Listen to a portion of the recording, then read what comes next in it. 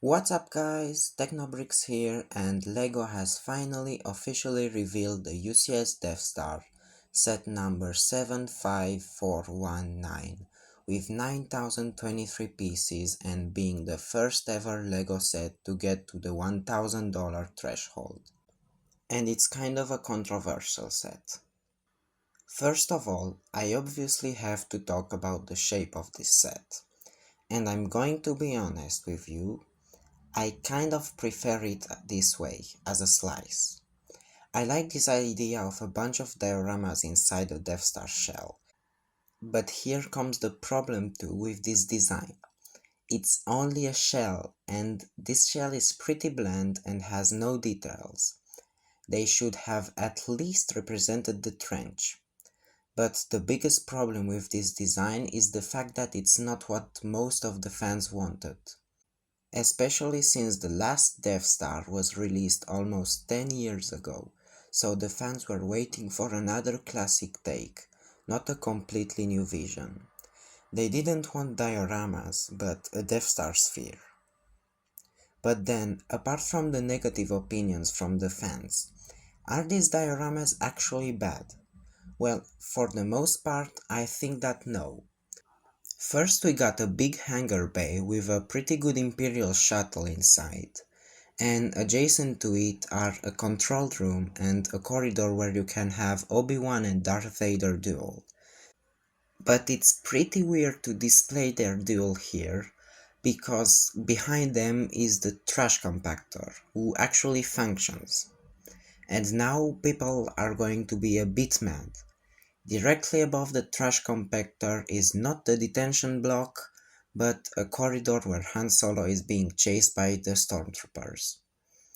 The detention block is actually 2 floors above the compactor, and this is in fact more accurate.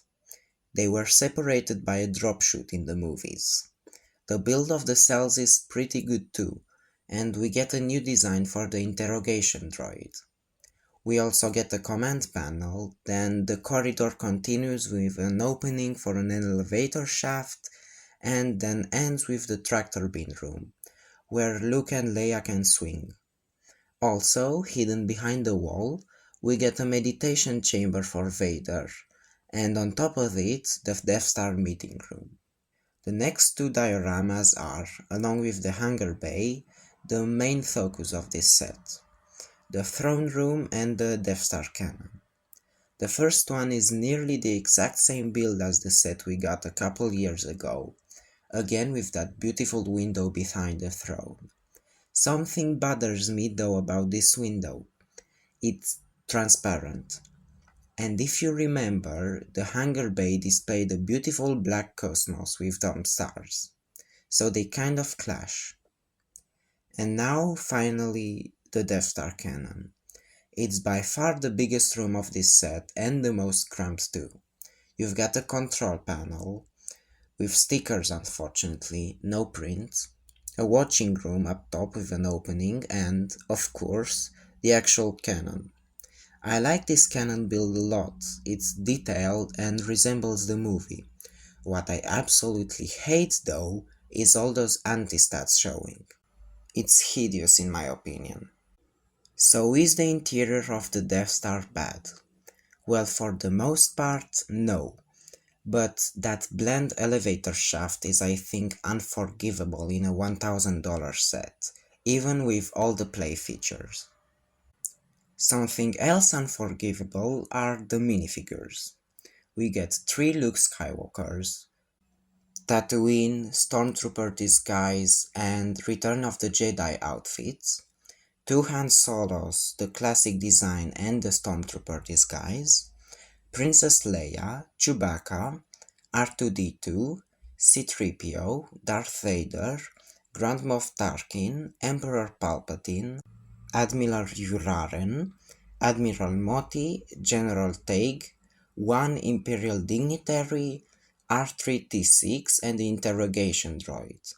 Also, 6 Stormtroopers plus the debut of the Hot Tub Stormtrooper from the video games, 2 Royal Guards, 1 Shuttle Pilot, 2 crew members, 2 gunners, 2 Death Star troopers and 1 Imperial officer. Also, you get Orson Krennic and Galen Erso to display on the plaque. These figures are great choices, don't get me wrong, but for a $1,000 set, they lack the quality. I'm not saying that every figure should have arm and leg printing, but the Dignitary's plain robe is hideous and C-3PO looks kind of weird with that printed silver leg. And don't get me started on the fact that the one minifigure with dual molded legs is the one that's supposed to only be a meme. The figures of this set should have been some of the greatest ones we've ever gotten, and while their selection is good, the execution is very disappointing. Something else disappointing is the gift with purchase that you get if you buy this set in the first week, at its full price. You get a little TIE fighter with a crane, its pilot, and 2 other stormtroopers to add in the hangar bay. But how can this be bad, you may ask? Well, for one, it's again not what the fans wanted, Darth Vader's modified TIE. Instead, they get a bland build with basic figures that they could all get on Bricklink for less than $20. And it gets even worse when you realize that this was originally part of the set, but LEGO took it out. That's some EA level cash grab in my opinion. So is this set a bad one, like most people say? Not at all, if it wasn't for the $1,000 price tag. This Death Star should have been the greatest set of all time, but instead, it's only a decently good one. In the eyes of the people, this downgrade automatically makes it a bad set. And even if critics praise the UCS LEGO Death Star, at the end of the day, it's only the opinion of the fans that matters. That was all for today, so drop your thoughts in the comments, check out my mecha bricks, and see you in the next video.